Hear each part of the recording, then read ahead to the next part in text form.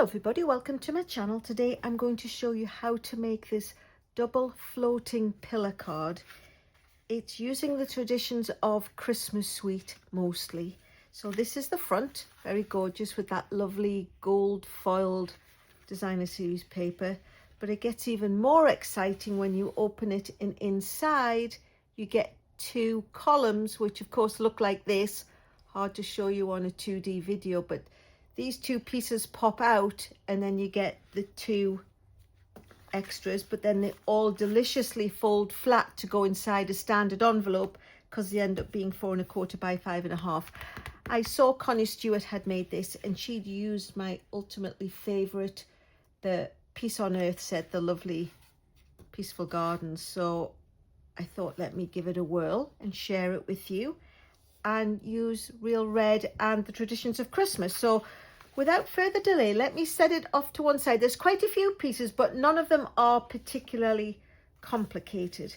So I'll just shove those off to one side. So it's a piece of, you know, what we would normally start with, 8 1/2 by 5 1/2, scored at 4 1/4. So we're all familiar with that. Don't mind those little post-it notes on the inside because they will become apparent. But then what's happened is they are also scored at 2 1/8 on each side and folded back on themselves. So it's almost like a double ZZ fold card, sort of. So this is how it's going to look. But then what we have to do is we have to stick the columns on the inside down the fold line. So the way I did these, well, you know what, I'll just fold them the other way, is I got these little post-it notes just so I could put them where those fold lines are, because the real red is such a dark, strong colour. It was a little bit hard to see and there was so much busyness going on. I thought, I wonder how I can make sure I get that. And then I came across that little plan. So it's just one little baby post-it note cut into 4 pieces, and it's lined up at where the 2 1/8 from each side creases are, and it makes it very easy to see where I'm going.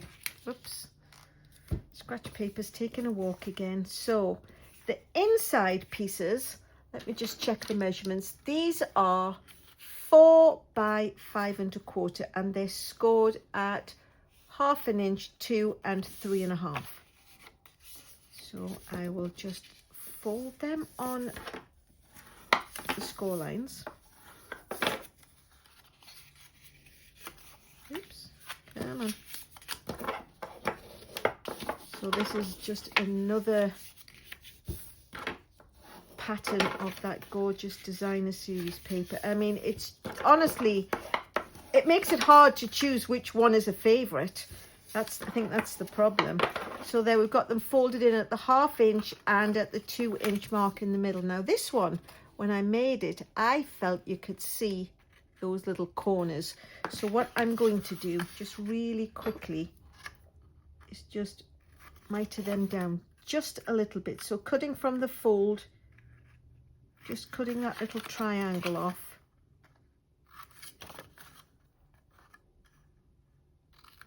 I know it's an extra little step, but I just felt it helped the finished look. Oh, I must have cut something sticky with my scissors because they're starting to become icky.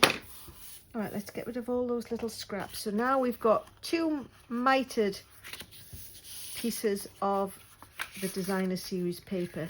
And then what we want to do is put them on the inside of the 2 1/8 where we mark that. So I am just going to put rolling adhesive, which is running out,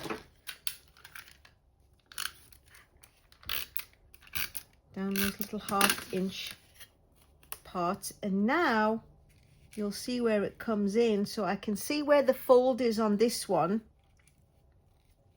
And I know now that I have got that fold and that fold evenly down there. And then this, literally, because they're just such little tadger pieces, And now that can fold nicely in half. And we'll do the same on the other side. So just put rolling adhesive down.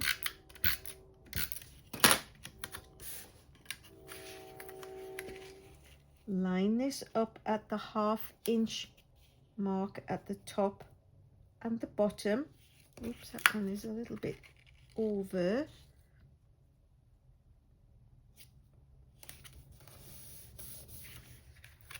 And then pop that out.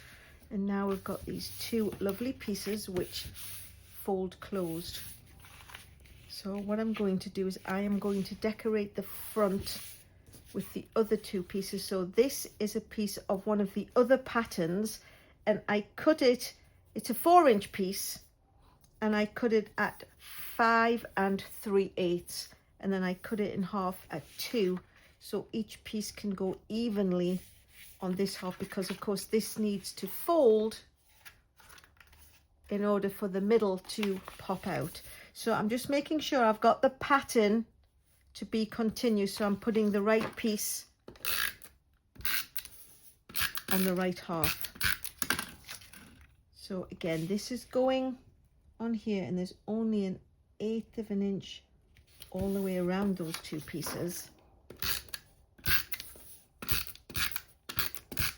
So that goes quickly on, and then the other piece on the other side. And because the space between them is so small, you can see how it's nice that the pattern is continuous. So back to the inside. What we're going to do is we are going to make the little pieces that hold the inside on. And what they are is a 1/2 inch piece, and it's 3 inches wide, and it's scored at 1 inch.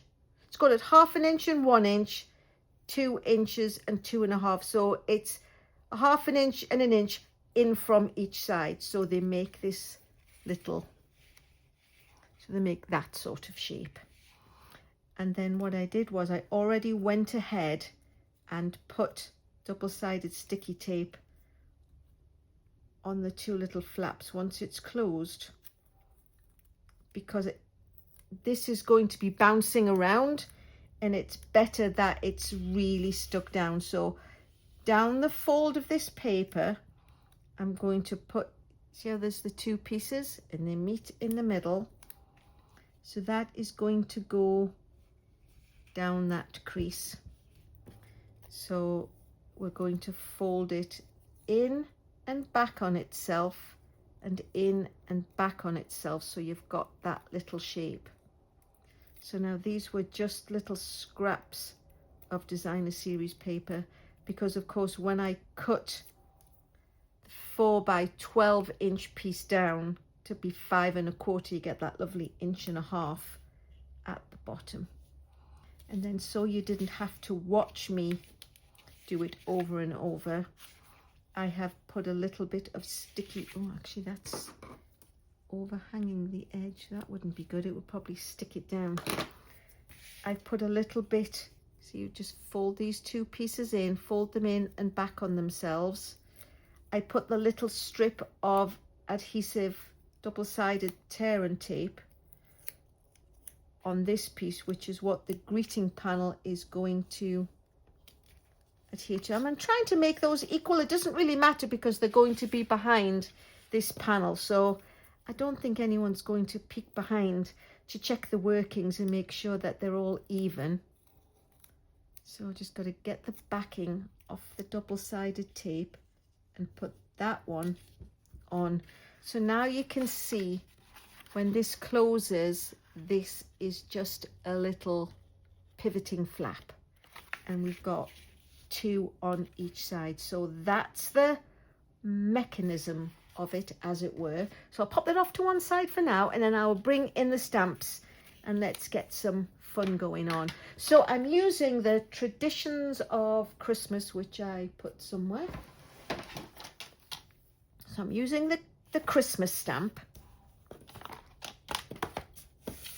Well, what I did was I cut the background out of Pool Party using the textured notes dies. So I cut that one for the front, And then the ones for the inside were just a little bit bigger. And so this piece, this was the shape that I cut it, and this is 2 7/8 by 1 3/8. I cut it so it was just fits inside. Can you see the patterned area? So this just fits inside that patterned area. So what I'm going to do is I'm going to stamp Christmas in the red. Lovely real red. There we go. And then I am going to stamp the word on the front. But in Britain, we tend to say Happy Christmas. Of course, we do say Merry Christmas as well. And I have had people challenge me on that. But I thought, well, wait a minute, because John Lennon and Elton John both sing songs about Happy Christmas. So happy it is going to be. I am making a stand for Britain, you guys. And here is a flash from the way past. Right now, I'm busy doing stamper stacks where people come to my house or they can order the kits. And I've got them all set. And my big pad, my one that looks like this, is off in my craft room, ready to be used as a kit. And I thought, oh, I didn't want to go taking them apart. So what I did was I dug this one out. This was one of the very original stamp pads that I ever had. So it just has a little flap up lid. So it has gone through many changes since then, the stamp pads, but let's just pop the happy up there in the old olive, because I felt old olive picked out one of these lighter greens nicely. But yeah, bless its little heart, and look, it's still going strong. How lovely is that? So if you've got any of your old original stuff, let me know in the comments below. That would be so funny, because, you know, as times move on, things change, but that doesn't always mean that what we've changed from was so bad. Improvements, yes, but it doesn't necessarily mean that it's bad. So again, like I say, I cut the bigger textured notes die out to go on the inside, and this inside piece is 3 3/8 by 1 7/8. So I am just going to pop that on that one, because that is going to effectively become the stamping panel. And this one I am going to decorate now, because it's quite, oops, got a little bit of adhesive on there. It's quite a skinny greeting, and this lovely stamp set it has words I would say would go nicely on the outside, but not so much an inside greeting. And when I looked at all the inside greetings I could find to hand that aren't in my stamper stacks, I didn't really find one until I went through my past paper pumpkin kits, and I found this little treasure that says sending lots of cheer, and it's just the right size, and it was in the November 2024 paper pumpkin kit. So I am going to use that greeting in the lovely real red. So sending lots of skinny cheer, let's just call it that. And then I have got the ornaments which came out of the same kit, and again using my lovely flappy lid, old olive. It's old olive. I am going to just put some little old olive ornaments on there. And I think that looks rather cute, and it very much fills just the size that I need it to be.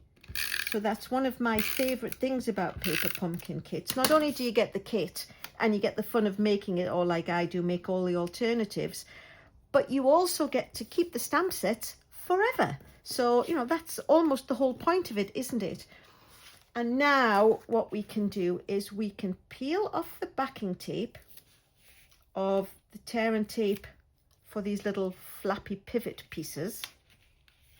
I'm convinced this is going to stick to itself. I'm just going to roll it in a little bit, and I am going to pop that as centered as I can eyeball it.